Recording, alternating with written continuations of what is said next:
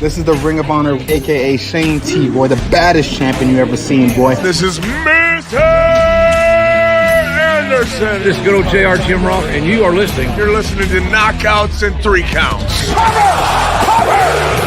We got a new world champion! That might be one of the craziest knockouts I've ever seen in my life. Knockouts and Three Counts is the podcast, baby! It's the real deal, baby! Knockouts and Three Counts starts now. Oh, what up? No, it is another Tuesday. This is Knockouts and Three Counts, and it is going to be one of our last two episodes of the year, but both of these gentlemen are going to miss the last episode of the year. With that being said, we've got installment number 1 of the 2024 Knockouts. Tonight, we're going to be doing the Combat Sports Edition. We've got, we'll go through our list of categories and all that in a second. J-Bone, Corey, how the hell are you doing on a Tuesday? Anybody, you guys who are watching this, comment along some of your favorites for these categories as we go through. Good, man. Me and Corey were just talking about how hard it is to just rack our brain of all the crazy knockouts and finishes and moments of combat sports throughout the year. This year, there's been so much, but you kind of rabbit hole yourself on things that you forget more than you remember these days at this age. So, yeah. Brain's kind of rattled right now with everything. That's for sure, man. That snowball turned into an avalanche a long time ago of information just rolling through my head, and it's hard to keep up with sometimes. That's for sure. That being said, yeah, definitely excited to bring what was an awesome year in combat though to you guys. Yeah. As for what I'm doing, got half of my stuff here for my winter project. Got new bars for the little bike, so we're gonna work on throwing them together here soon. Whoop, whoop. Other than that, fuck all. Excited for this. What about you guys? Oh yeah, dude. I'm with it. Kyle, what about you, man? You've been racking your brain on these picks and reliving the 2024, the best combat moments of combat sports moments. Yeah, man. I mean, it's always quite the year. I'm just sharing everything out to those of you guys who are in here. Make sure you share it, retweet all those good things and all that. Shout out to all 101 of y'all watching. With that being said, I'll let you guys do it first. But before we get, I'll let you guys pick the first category. But before we get to all that, I mean, yeah, we had a hell of a year in combat sports. I'll go through the different categories we got here. We got Fight of the Year, Fighter of the Year, male and female. We've got Breakout Star of the Year, Favorite Combat Sports Moment. Let's see. You got the Bare Knuckle Fighter of the Year. You got the Submission of the Year. You've got Pay-per-view of the year, and then we've got the best combat sports moment for Knockouts and Three Counts in 2024. So those are your categories. Anybody who's watching along, if you got a specific category you'd like to see us go through first, feel free to comment in the comments. With that said, I will let y'all pick the first category. Let's go. Corey, you going to go? You want to start the first? Sure. Why not? I think one of the, since we're gonna make our first pick, I think our first pick should be something a little bit newer. So I'm gonna lean in the direction of one of the ones that kind of surprised me whether or not it would be on the list. But since Kyle's got it included on here, let's start it off. Bare Knuckle Fighter of the Year. Oh, this was my toughest one. Damn it.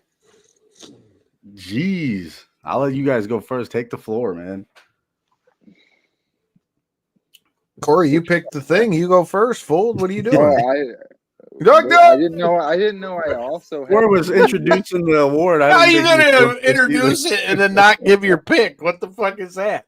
Because typically somebody else then leads the dance, and I follow. Corey would be like, but and the nominees are, and then we come back. Fuck you guys. I'll come back later. Don't ever hire Corey for event host or like my personal show host. My personal pick, that being,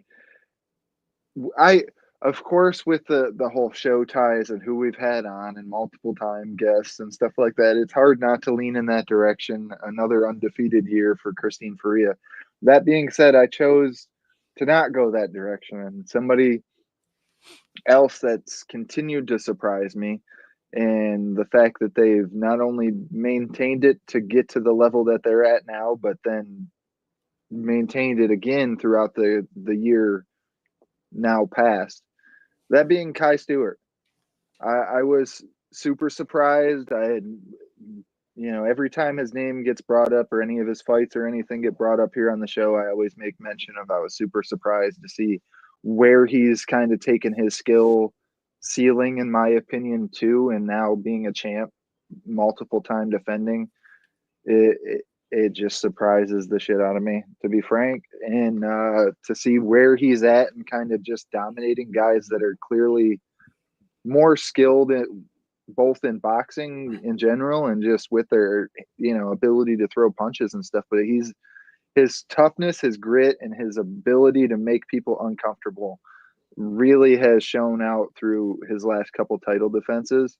And I don't know, man, I feel like he's, for me at least, he's the most surprising champion that they've been able to maintain, and he's not fighting scrubs, and he's been able to outclass them while getting outskilled and outperformed in a lot of aspects. So I mean, shout out Kai Stewart. I really want to see what the ceiling is for him, to be honest with you. J-Bone, you next. I'm with that. I like that, man. Now you picked both of my notable fighters here, but I am gonna go the other route. One, because she's a badass. Two, because I don't want her to kick my ass next time we talk to her. But I'm picking Christine Ferea. She had an undefeated year and friend of the show. It's hard not to pick her, man. Very conversational person on this show. So that's my pick for bare knuckle fighter of the year. And I don't, like I said, I don't want her to kick my ass next time we have. Well, we just got to make sure that Wow Internet and Cable doesn't take a shit again the next time she's supposed to come on the show. That was amazing. Will kick our ass. Yeah, dude. I got to go to Vegas soon, so I mean, I would be within striking distance. Well, me and J-Bone look like we have picked the same. I picked Christine Ferea for this one. Obviously, there's the show ties, but my reasoning for giving her the bare knuckle fighter of the year is obviously she didn't get to have the most entertaining performance with Jade Masong Wong, but I think that also had more to do with the opponent for that matchup more so than the way Christine fights, because anybody that follows any of Christine's fights, she's always throwing a lot of hands. I was kind of in between her and I thought of names like Eddie Alvarez and things like that because of the way that went down. You got him about to fight Jeremy Stevens at Knuckle Mania. But Eddie's also already taken a loss in bare knuckle as well. And so for me, based on the sheer dominance that she's been able to have in BKFC, I think that Christine Ferea is the way to go. Make sure you guys check her out. She's fighting. Matter of fact, it's fight week in this motherfuckers. Check out to Christine Ferea. I think this time she's going to have a much more willing dance partner in her fight. I mean, this isn't any disrespect to Jade Masong Wong, but Vicens, I feel as though is going to be a lot more aggressive towards Christine. So I think that we always say styles make fights, but with that said, I think that Christine will get the job done. But as far as my pick for bare knuckle fighter of the year, I'm going to go with Christine Ferea. J-Bone, you're next. What's the next topic? Okay. Spin the wheel. I feel like we're, like a award show. At least it's not like the WW or WCW spin the wheel. Spin the wheel, make the deal is usually not a good thing. We need to get a board for next year. I could just spin it. You know what I mean? One of those old like Eric Bischoff board things. Let's see, man. Let's go with I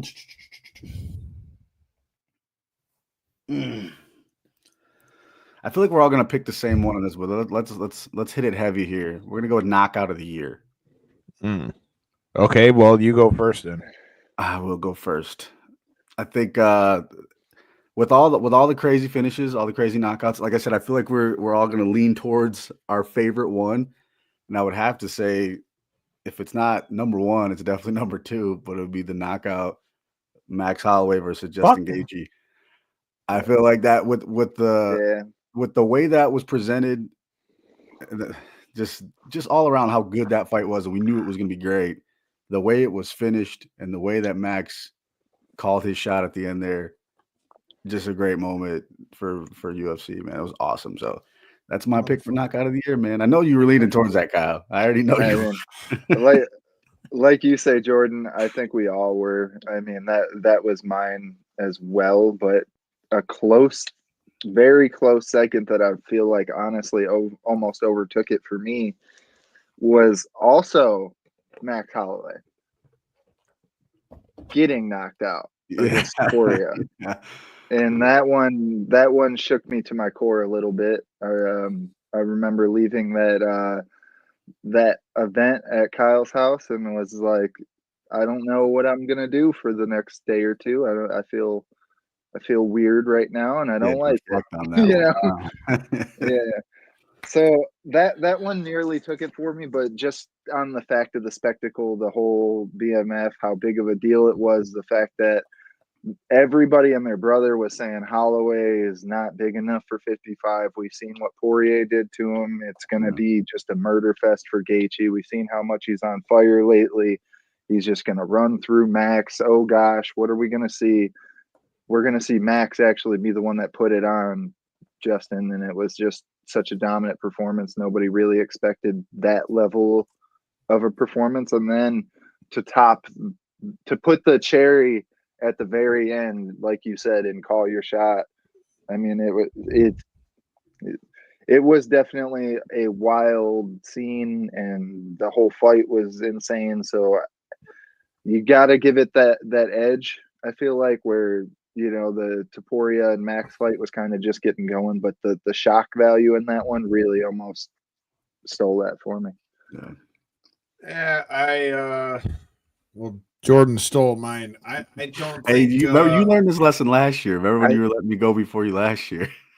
Well, I get to pick the next topic, so I can't lose on that one. But I mean, dude, I just feel like there's not really another pick for this unless you're going to go with boxing or something like that. And I say that because the magnitude of the fight, the stage that it was on, and the fact that it was in the last, what was it, a minute left of the fight?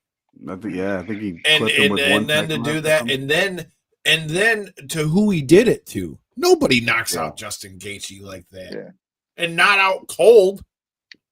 And I mean, we all know that Max Holloway can bang, but Max Holloway's never been the biggest, like, huge knockout guy. So to like sleep his ass like that and to do it that late in the fight. All things considered, I just really don't feel like there's another way you can go against it. But Jerry in the comments has got a runner-up on this one. He says he thinks it's Buckley over Wonderboy, which I'm not mad at that. That was a huge win for Buckley.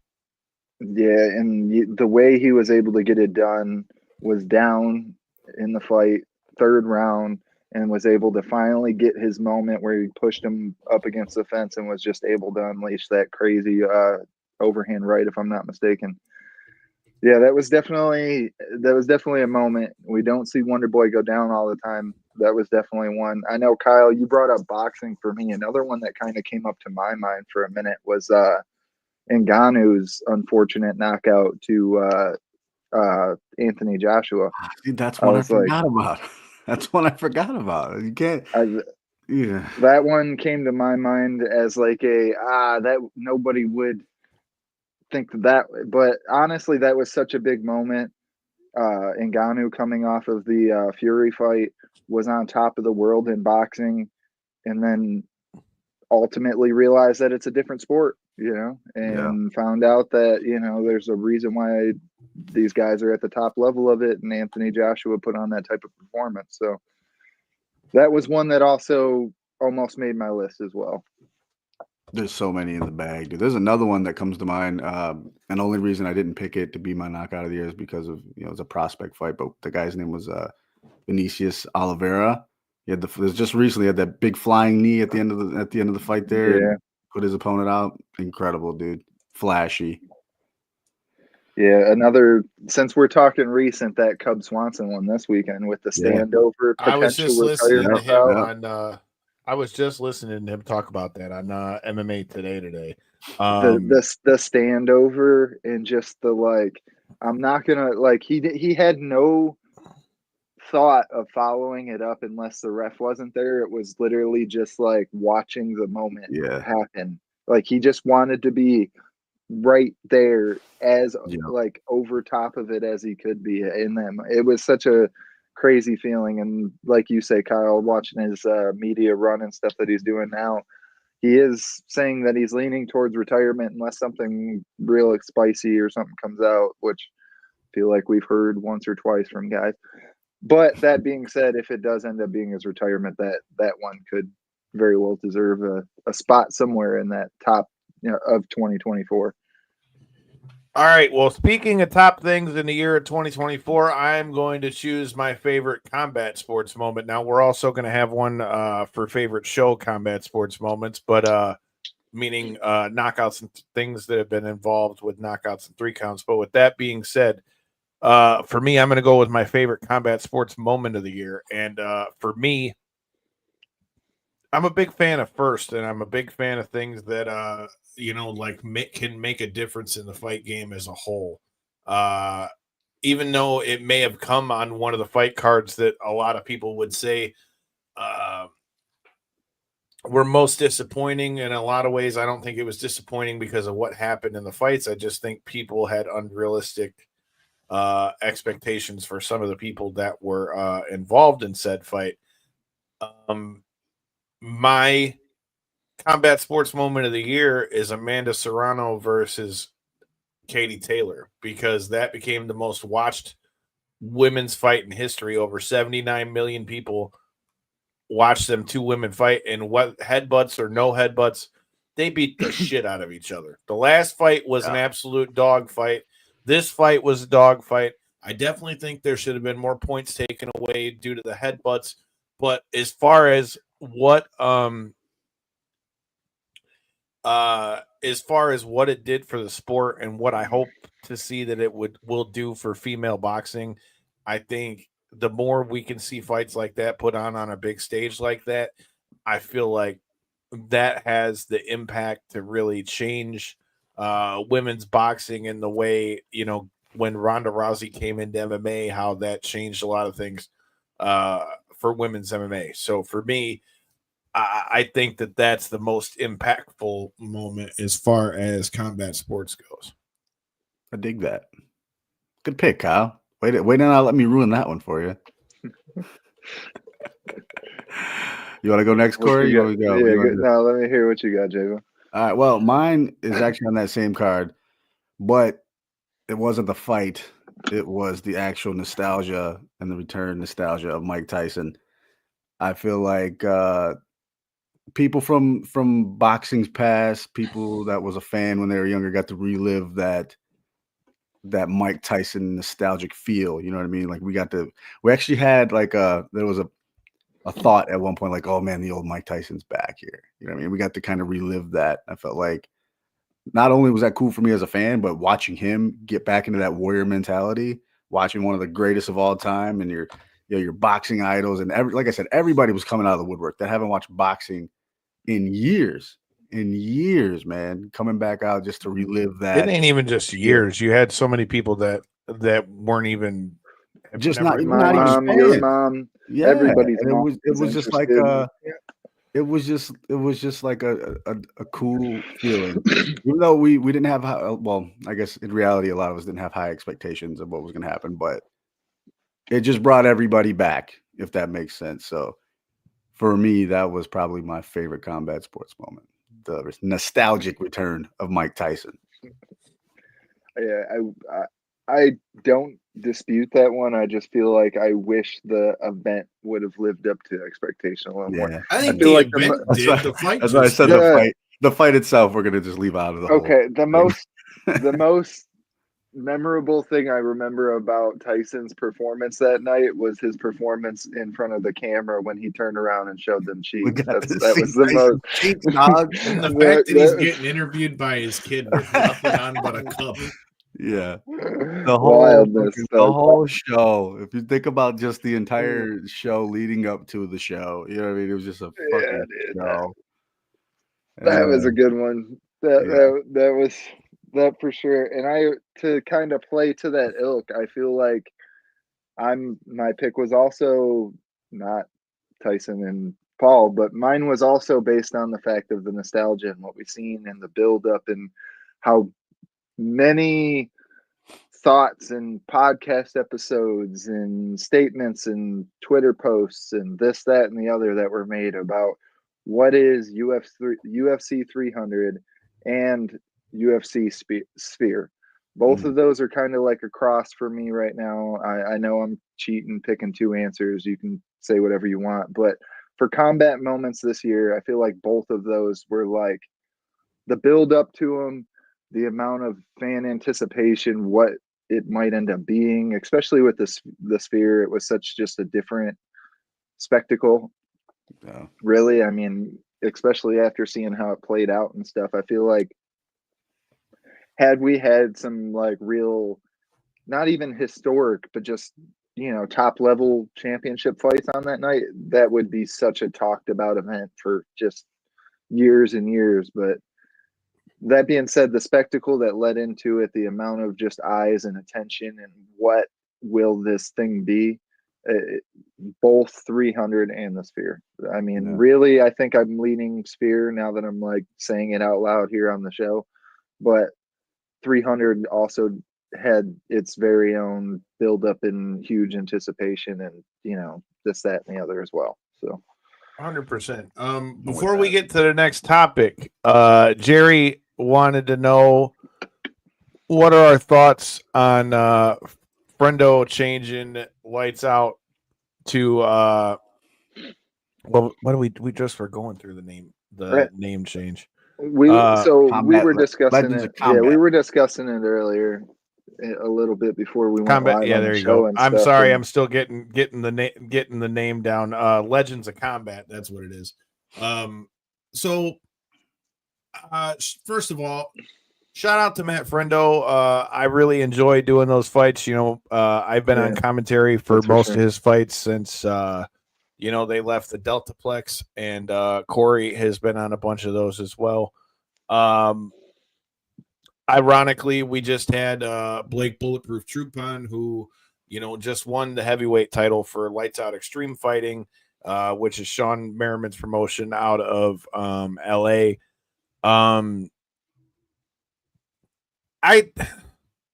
I get it, it's business. He's got the trademark on the Lights Out name, but I mean, Lights Out here was around first.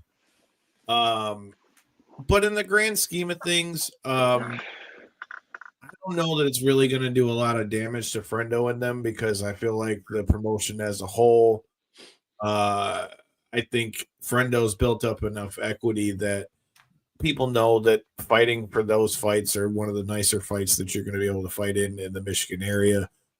They've always been known as a promotion that's bringing in like the top guys to fight, whether that's from in-state, out-of-state. We've seen guys come from everywhere to do so, ex-UFC guys. I mean, we just got to call Kevin Lee's last fight for Lights Out before the name change. And, like I said, the caliber of fighters that you're getting in the cage has always been good. And I think that as long as that's something that, stays the cornerstone for them of Legends of Combat, I mean, I think it'll be business as usual. I think it'll be business as usual. I mean, it's going to be a little different getting used to calling it a different name, but that's for sure. All in all, I don't think it'll be a big thing in the long run, but definitely something that I wasn't expecting.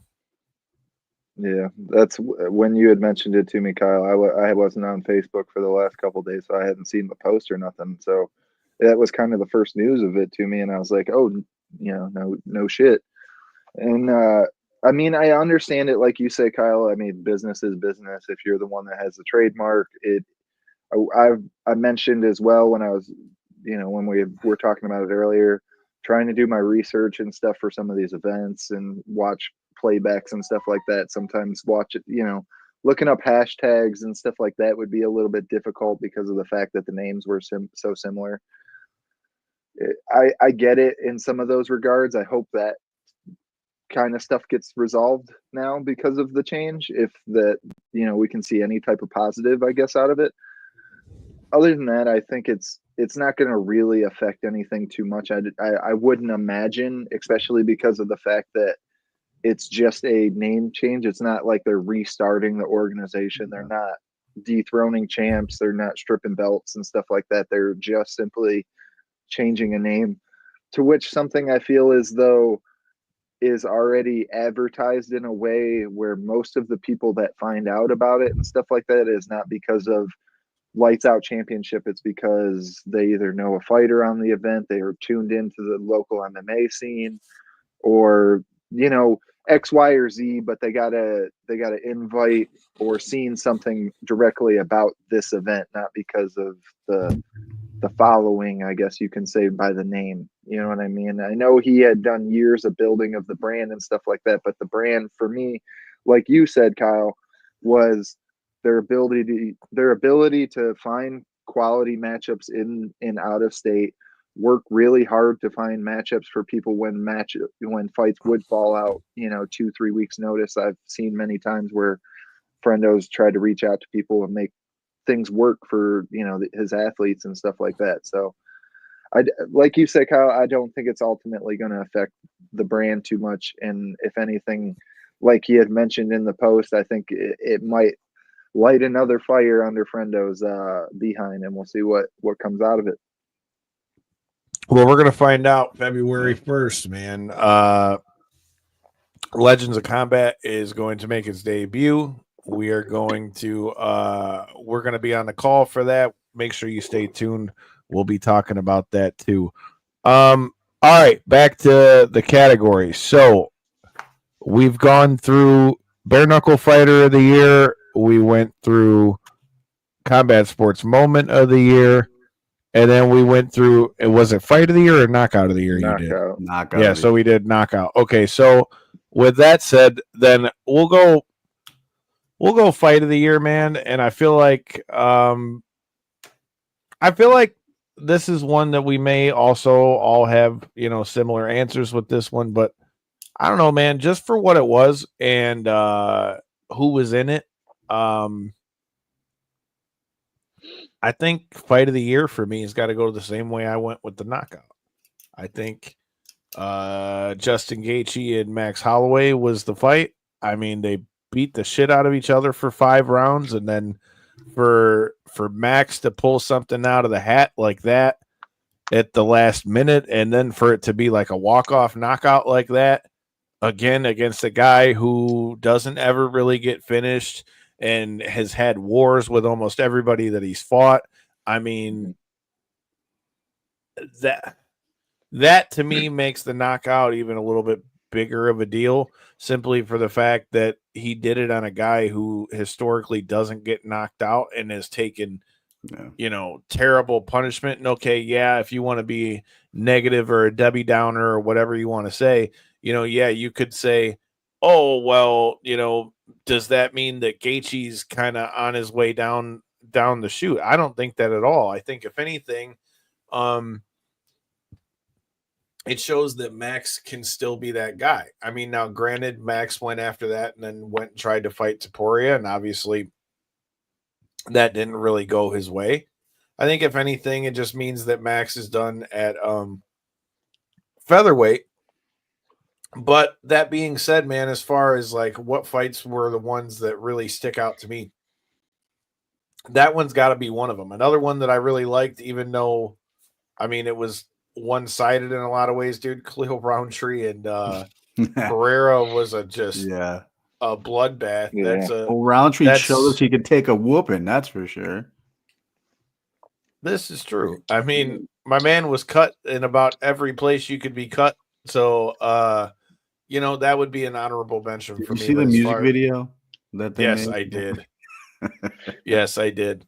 was Oh, funny, good yeah. stuff. I figured that would be up your alley. Yeah, Yeah, the but the as internet's far as good. picks, I'm going Justin Gaethje, Max Holloway. Might actually Can't say go. you're wrong. Go ahead, Corey. Go ahead. Well, can't say you're wrong with that one. Can't say you're wrong. Doing my looking around in my research, that seems to kind of be the concisest pick of like what everybody felt as though was the fight of the year. You're absolutely right with the build up and everything like that, and what it meant in MMA pop culture, or however you want to word it. That probably was the biggest fight of the year. For me personally, mine was a little different because of my personal feelings and ties and stuff like that. That I ride hard for my boys. I hope when these guys go in there that maybe they'll be able to get it done. And the one that stood out to me this year was Islam versus Dustin. It's one that people forget about. It kind of gets pushed under the rug. That fight was such a beat out, drag 'em out.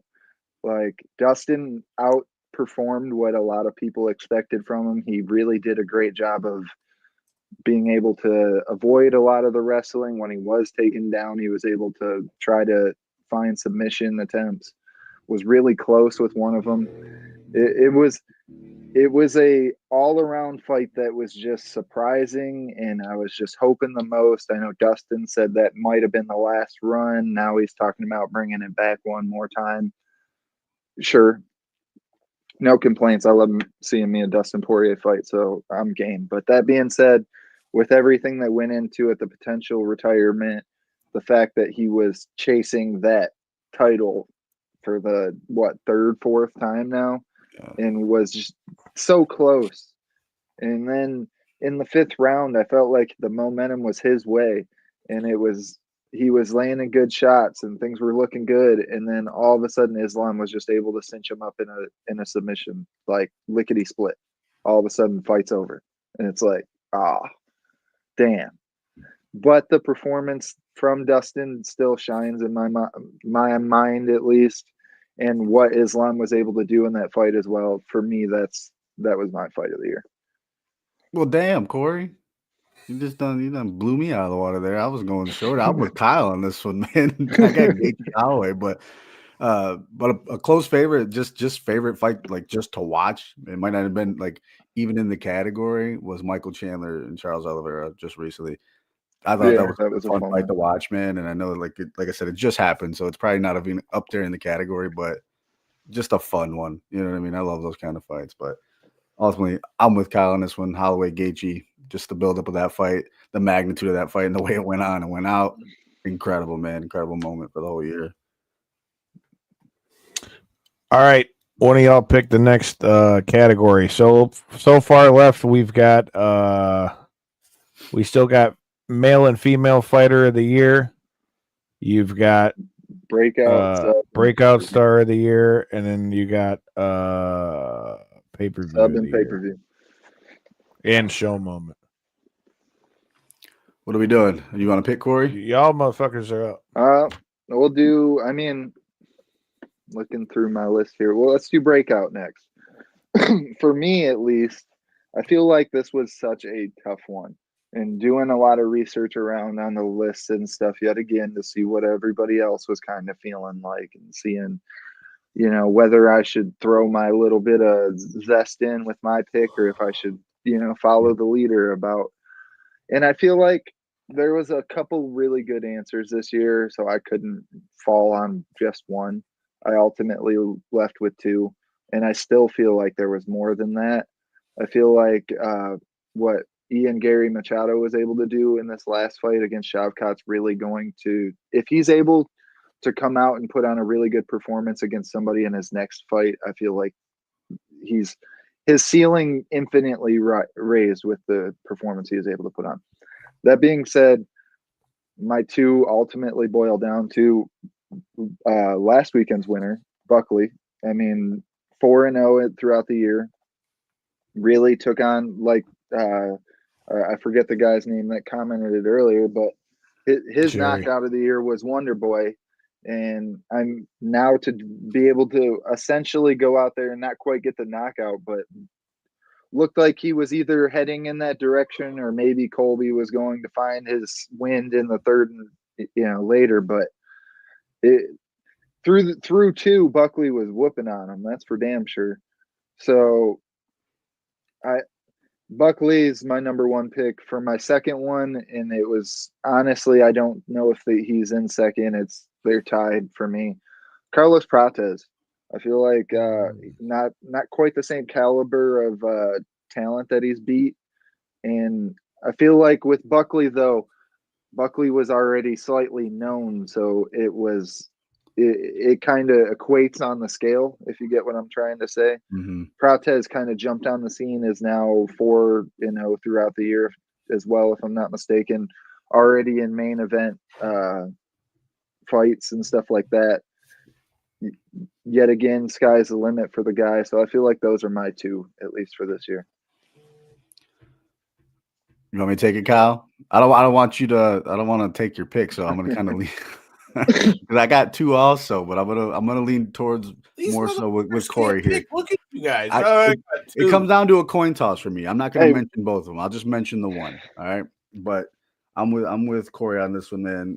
Buckley had a great year, and while he's been established for a minute, it's hard to argue. The guys that he beat, like he beat Kobe, he beat Stephen Thompson, Vicente Luque earlier in the year. Yep. And so he's on the rise at the right point in his career right now. So I really hope he gets a good fight in his next run, man. So 2025 should be looking up for Buckley. I do got another guy I want to throw in there, but I don't want to ruin Kyle's pick if it's the same. So Kyle, So I'm you're gonna let both you go going with Buckley. That's what. Yeah, we're gonna go to Buckley. Well, I'm going with Tom Aspinall. Oh shit. Okay. Tom Aspinall is the pick for me because I feel like we've seen I don't want to say the full maturation of Tom Aspinall, but I mean Tom Aspinall was kind of like the underground pick as far as the heavyweights for a while, and then he went and won the interim title, and there's been all this back and forth with John Jones and the Stipe Miocic stuff and all that too. But the way that Tom Aspinall has stepped up and tried to really put himself in that conversation and make it known that he wants to fight John Jones and things like that, I feel like he's kind of put himself in a situation as we go into 2025 that whether John Jones takes that fight or he doesn't take that fight, Tom Aspinall has to be the next stop at heavyweight. Now, for his sake, I hope that fight happens, but I just as far as an overall impact for what somebody did in a year's time, I just feel like it's Tom Aspinall. But with that being said, if we're giving honorable mentions and things, Pick two. my honorable mention would be Charles Energy Johnson.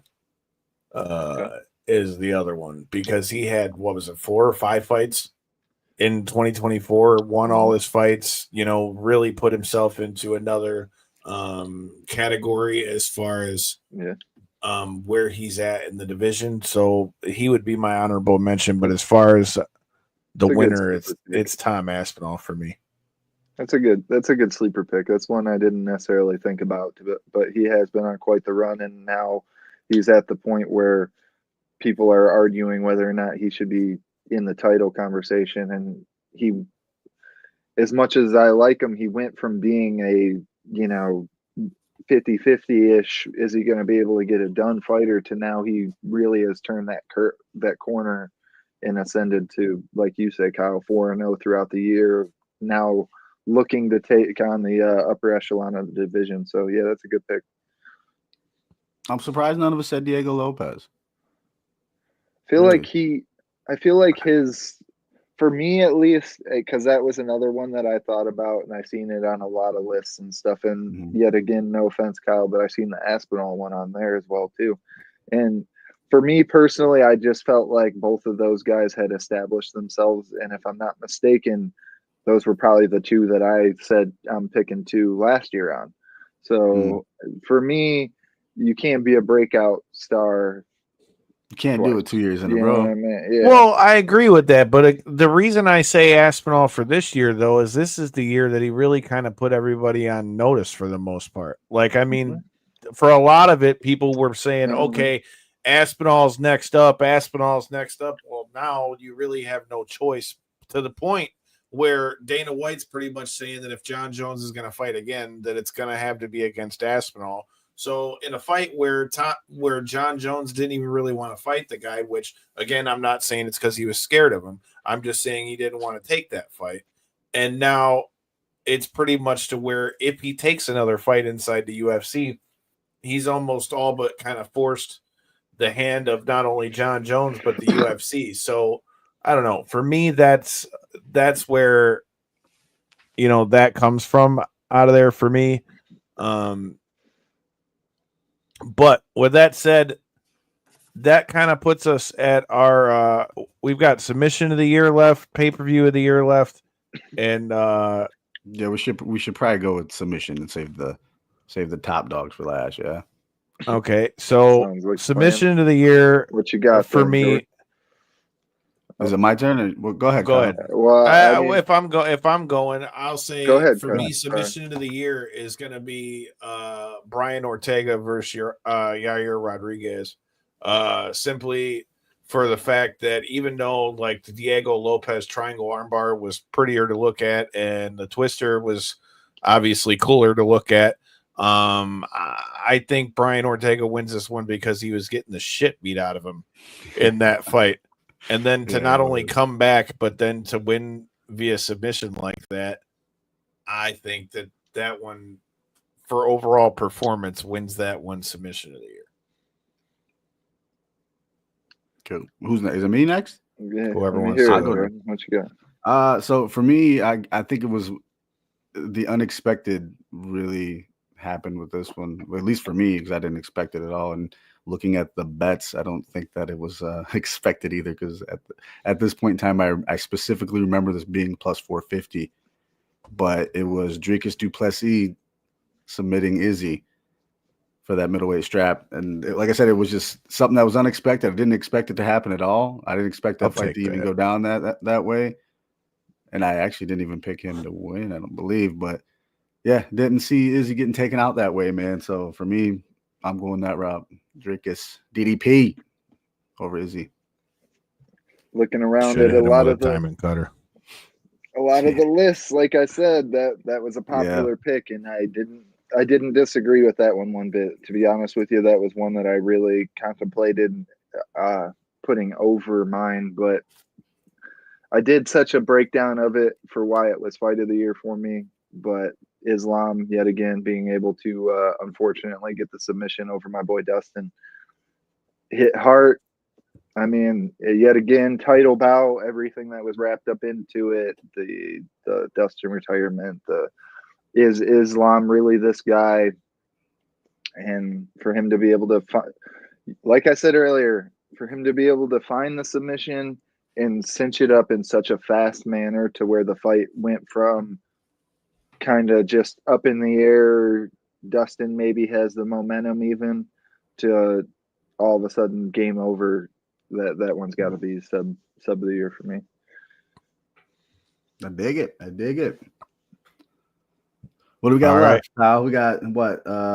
We got male, pay-per-view female of the year and fighter of the year. So we'll save fighter of the year for last. Pay-per-view of the year for me is going to be UFC 300. The overall build up into what they did with it. The prelims were so stacked. The prelims might even been better than the main card. All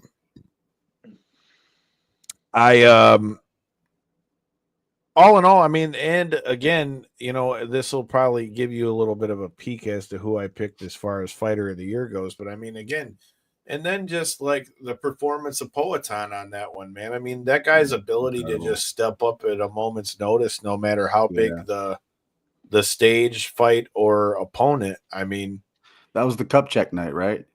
Mm-hmm. Yeah. Classic. Mm-hmm. Classic.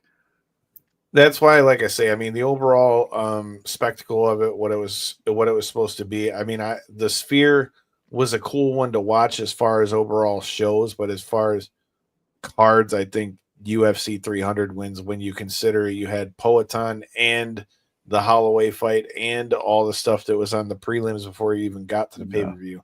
I think as an overall card, UFC 300 wins. Yeah, it's unfortunately this was one where, yet again, doing my research, I could say, like you said, Kyle, honorable mention the Sphere. You could say that one.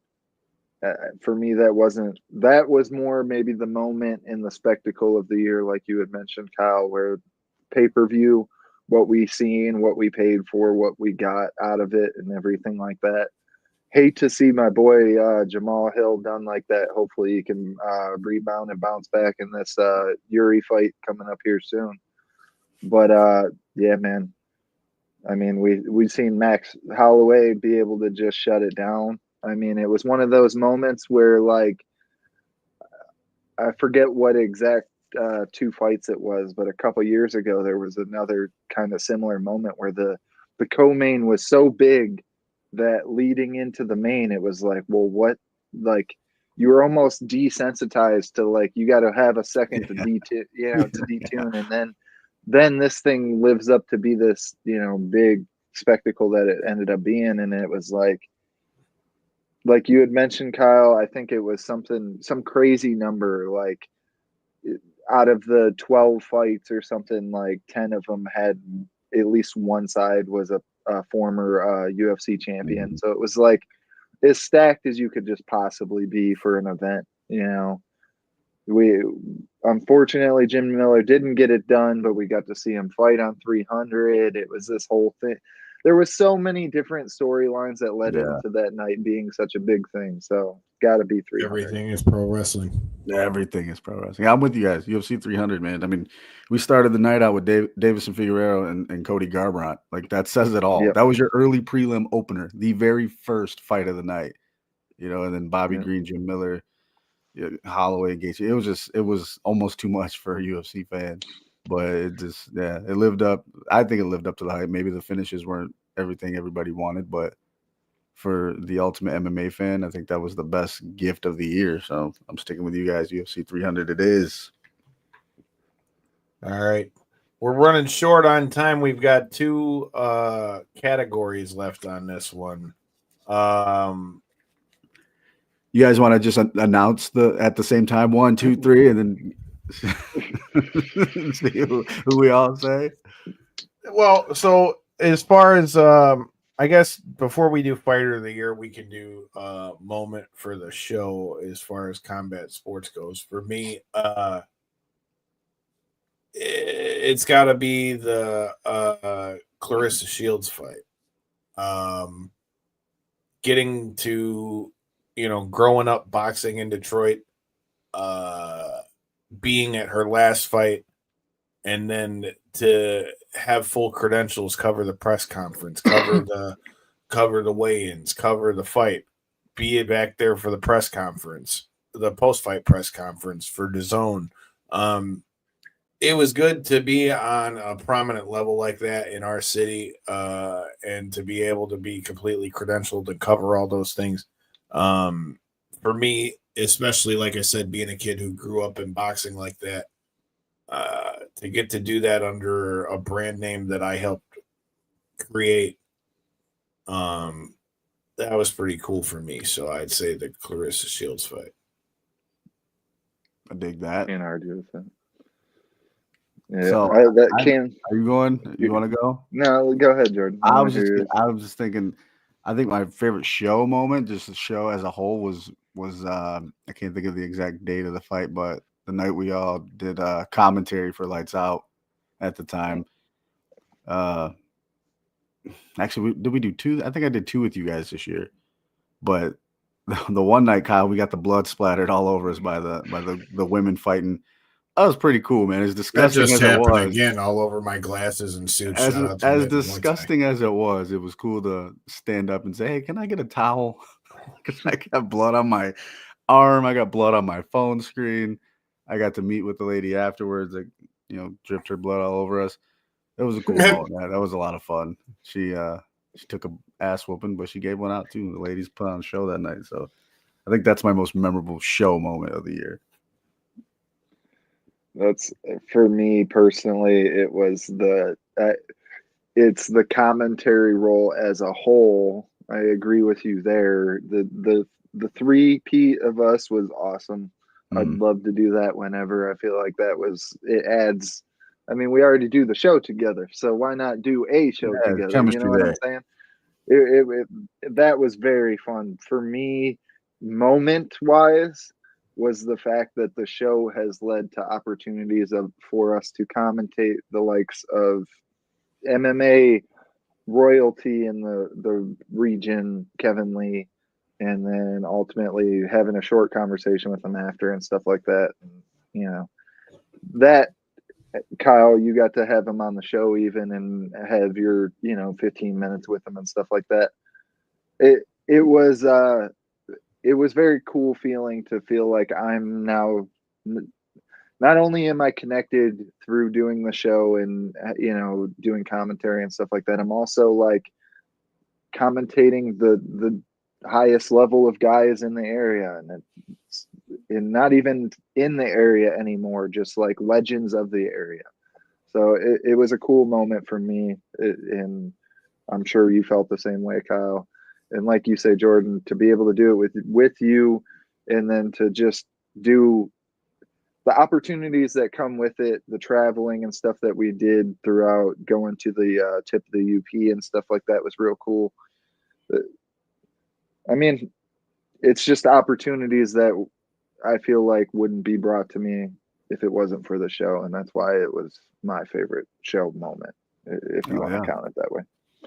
And there's more to come, damn it.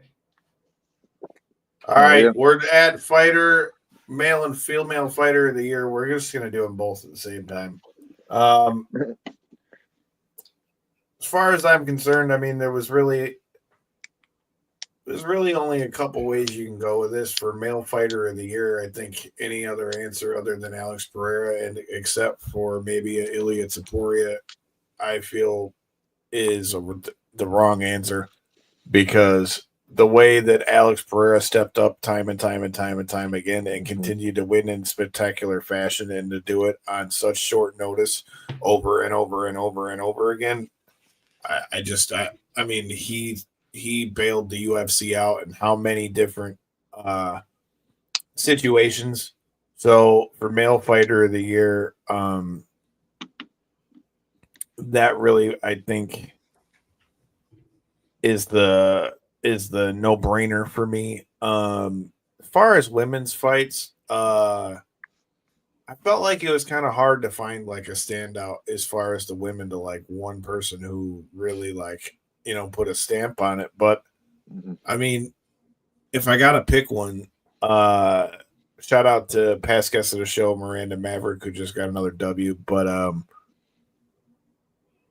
as far as MMA goes, Weili Zhang really kind of has been like undefeated pretty much. Like nobody's really been able to do anything with her. Like not close to beating her. She hasn't, I don't know that I see anybody in the divisions that really could still fuck with her now. I mean, I know both of those are probably like the stereotypical picks, but as far as the men, like I said, any other answer than Ilya Taporia, I feel like is the wrong one. And I still think the overall amount of fights that Pereira had, wins that one out. And like I said, Weili Zhang still is yet to really have anybody really be able to test her. So I think Weili Zhang and Alex Pereira are the winner for that one for me. Yeah, for me at least, I really, like you say, I wanted to be the throw some spice, add my spin to it. Pereira, I wrote down on my little list here Taporia, honestly.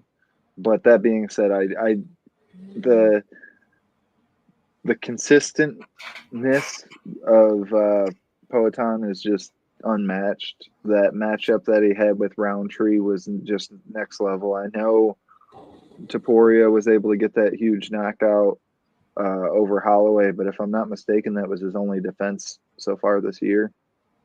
Well, he also I'm pretty sure. Volk too. I think that was last year, wasn't it? Wasn't that like That was late this last year. year? Was it? Yeah. Okay. Well, then, all right. Then that makes my take a little more valid.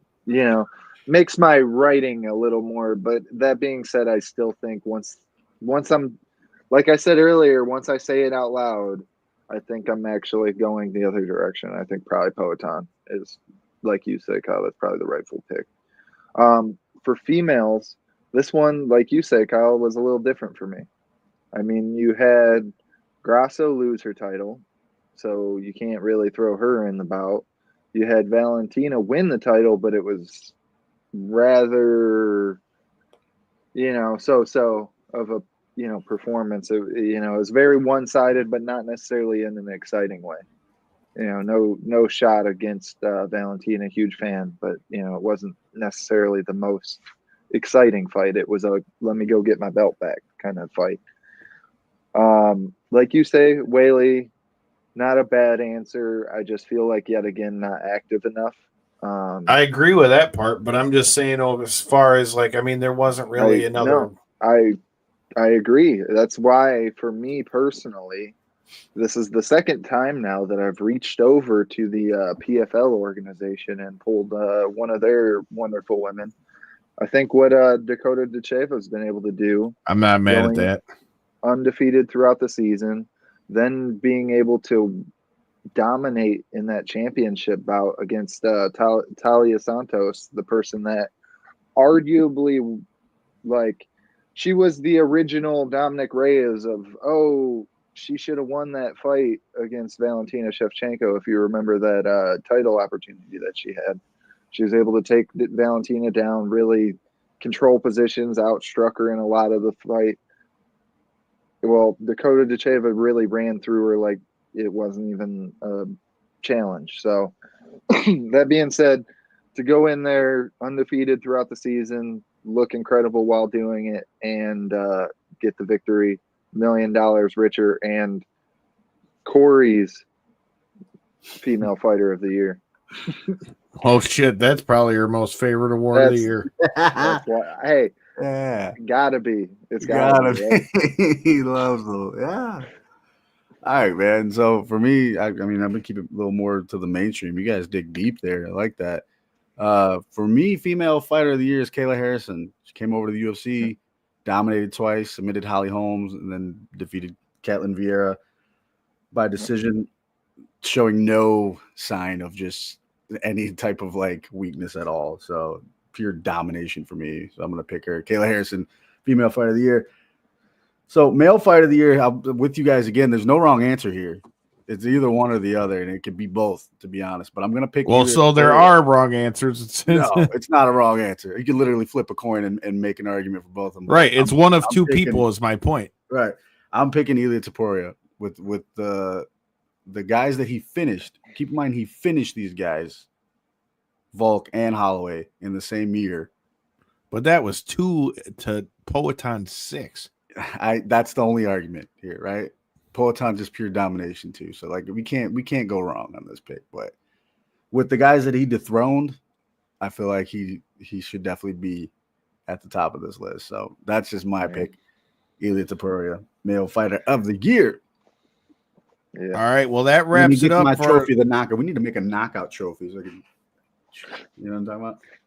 I hear you. A glove or like a. Maybe at one point we'll be able to invite people to these things or send them awards. But with that being said, I'm a little broke for that. But with that being said, this is the 2024 Knockouts Edition Combat Sports Awards. Stay tuned. We're going to be putting out clips with all of our picks. This Thursday, J-Bone's going to be a little bit busy. We're going to do the wrestling side of things. We're going to be joined by TK Trinidad and Honey from Women's Wrestling Talk. We'll also be joined by And then we'll be joined by our guy Rob Williams of the Bob Culture Podcast. So until next time, and in the in-between time, make sure you hit that subscribe button. Peace. What are we doing that close to one of those, Paul?